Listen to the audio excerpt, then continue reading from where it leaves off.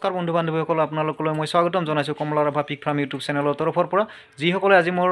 চেনেলটো নতুনকৈ ভিডিঅ'টো চাইছে তেওঁলোকে চেনেলটো ছাবস্ক্ৰাইব লগতে বেল আইকনটো দবাই দিয়ে যেন আগলৈ এনেকুৱা ধৰণৰ ভিডিঅ' দেখা পাবৰ বাবে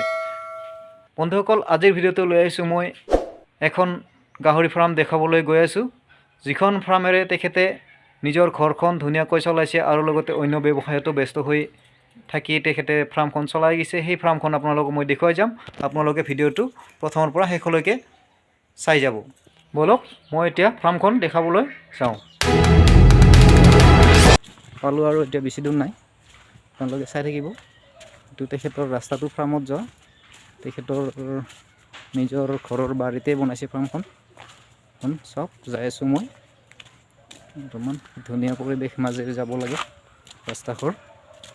চক এইটো তেখেতৰ পুখুৰীটো আৰু ইপিনেও এইটো পুখুৰী আছে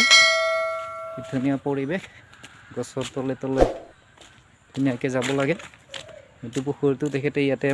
তেখেতৰ গাহৰি যি মলমূত্ৰ ওলাই এইবিলাক ইয়াতে পেলায় তেখেতে আৰু এইটো এটা পুখুৰী আছে তেখেতৰ মই এতিয়া ফাৰ্মখন পাওঁ আৰু এইখন তেখেতৰ ফাৰ্মখন আপোনালোকে চাই থাকিব ভিডিঅ'টো প্ৰথমৰ পৰা শেষলৈকে এইখন আহি পাওঁ আৰু এতিয়া তেখেতে বাউণ্ডাৰীটো বাহিৰে বেৰ দি লৈছে এইখন মই ফাইনেলি ফাৰ্মখন আহি পালোঁ আপোনালোকক দেখুৱাই আছোঁ আপোনালোকে চাই যাব ভিডিঅ'টো প্ৰথমৰ পৰা শেষলৈকে বন্ধুসকল ইয়াতে এটা আছিলে মাইকী গাহৰি বৰ্তমান বাহিৰত এৰি দিছে তেখেতে বৰ্তমান তেখেতৰ গাহৰি ইয়াতে এটা মাইকী আছে এইটো গাভিনী হৈছে 2 মাহ হ'লে চাওক এনেকুৱা লাগিছে আৰু তেখেতৰ ইপিনে পুখুৰীটো ইয়াতে তেখেতে গাহৰিৰ যি মল মূত্ৰসমূহ ওলায় সেইসমূহ ইয়াতে পেলাই দিয়ে তেখেতে ইয়াতে বৰ্তমান কোনো মাছ চাছ তেনেকৈ ৰখা নাই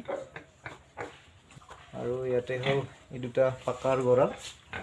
ইয়াতে তেখেতে একলগত দুটা থৈছে এই দুটা মাইকী হয় নতুনকৈ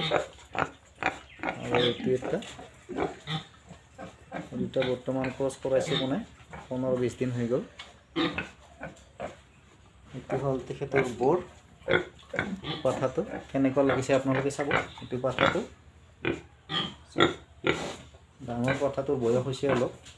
এইবাৰ তেখেতে চায়েন্স কৰিব বুলি কিনে জনাইছে তেখেতে নাই থাকিলে গোটেইখিনি আপোনালোকক জনালোঁ হয় তেখেতে অন্য ব্যৱসায়ত ব্যস্ত যি গতিকে তেখেতে আজি ব্যৱসায়লৈ গৈছে তেখেতৰ কামলৈ সেইটো কাৰণে তেখেতে উপস্থিত থাকিব নোৱাৰে তেখেতে এনেকুৱাকৈ বাহিৰে টিংসমূহ বান্ধিছে চাওক তেখেতৰ 4টা ৰুম আছে ইয়াতে পকাৰে গোটেইকেইটা কিন্তু বাকী বেৰখিনি বাহিৰে দিছে তেখেতে তলটো পকা কৰিছে আপোনালোকে চাব আৰু এইটো তেখেতৰ বাউণ্ডাৰীটো এইখন চালিয়া বনাইছে যেতিয়া পোৱালি জাগে তেতিয়া তেখেতে বাহিৰত ওলাই মাইকীবিলাক যিমো মাইকী পোৱালি দিয়ে সেইবিলাক তেখেতে বাহিৰত ওলাই থৈ দিয়ে কাৰণ বাহিৰত ৰখাৰ সুবিধা হয় সেইটো কাৰণে এনেকুৱাকৈ 2টা ৰুম বনাই থৈ দিছে আপোনালোকে এনেকুৱাকৈ এখন ফাৰ্ম বনাই আপোনাৰ ঘৰখনত ধুনীয়াকৈ চলাব পাৰি সেইটো কাৰণে তেখেতে এনেকুৱাকৈ ৰাখিছে তেখেতে বৰ্তমান 4টা ৰুম আছে আৰু আছে তেখেতৰ 2টা ৰুম সেই 2টা ৰুমত মোৰ গাহৰি আছে সেই 2টা ৰুমো আপোনালোকক দেখুৱাই আছোঁ আপোনালোকে চাব এইটো ধুনীয়া পৰিৱেশটো ধুনীয়া হয় ইয়াতে যিখন ফাৰ্ম বনাইছে তেখেতৰ এইখিনি ধুনীয়া পৰিৱেশটো মানে বাউণ্ডাৰী ধুনীয়াকৈ বনাইছে চাওক চাফ চিকুণকৈ ৰাখিছে কি ধুনীয়া আপোনালোকে এনেকুৱাকৈ ৰাখিব তেতিয়া কোনো সমস্যা নাই আমি মাটিত বাহিৰত ৰাখিলেও কথা নাই গাহৰি কিন্তু চাফ চিকুণকৈ ৰাখিব লাগিব বন্ধুসকল চাওক এতিয়া মই যিকেইটা বাকী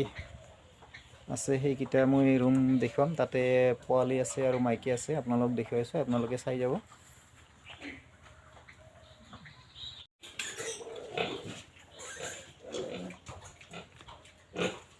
বন্ধুসকল এইকেইটা তেখেতৰ আৰু পোৱালি আছে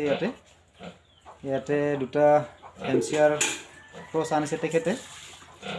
বেলেগৰ পৰা কিনি আনিছে বেলেগ ফাৰ্মৰ পৰা ইয়াতে ৰাখিছে এইকেইটা আৰু বাকী দুটা তেখেতৰ ঘৰৰে পোৱালি হয়। সব পোৱালিকেইটা কেনেকুৱা লাগিছে আপোনালোকে কমেণ্ট কৰি জনাব। এইটো হ'ল হেমচিয়াৰ ক্ৰছ আৰু এই এটা মাইকীৰ কাৰণে আনিছে আৰু এটা মানে বৰ পাঠা বনাবৰ কাৰণে লৈ আহিছে তেখেতে। আৰু ইয়াতে এইটো মাইকী, তো পোৱালি দিছে। পোৱালিকেইটা কেইদিন হ'লে 8-10 দিনমান হ'লে পোৱালি দিয়া। মাইকীটো চাওক 8টা পোৱালি দিছে। তো এই 2 নম্বৰ বাটল হয়তো এনেকুৱাকৈ ৰাখিছে তেখেতে ফাৰ্মখনত গাহৰিসমূহ। এনেকৈ চাই যাব তেখেতে। এই ফাৰ্মখনৰে তেখেতৰ ঘৰখন ধুনীয়াকৈ চলাই নিবলৈ সক্ষম হৈছে। আপোনালোকে এনেকুৱাকৈ ৰাখক। আপোনালোকেও এনেকুৱাকৈ ঘৰতে মোটামুটি 6-7টা গাহৰি ৰাখিলে নিশ্চয় ধুনীয়াকৈ ঘৰখন চলাই নিব পাৰে বন্ধুসকল।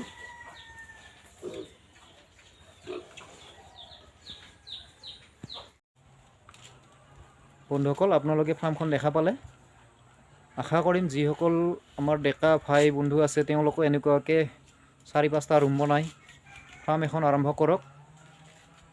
আৰু বছৰেকত 1.5 পৰা 2 লাখ টকা ইনকাম কৰক। আৰু তেখেতে থাকিলে নিশ্চয় সবিশেষ গাহৰি ফাৰ্মখনত কিমান টকা খৰচ হৈছিলে আৰু কি দানা বনাই সেই বিষয়ত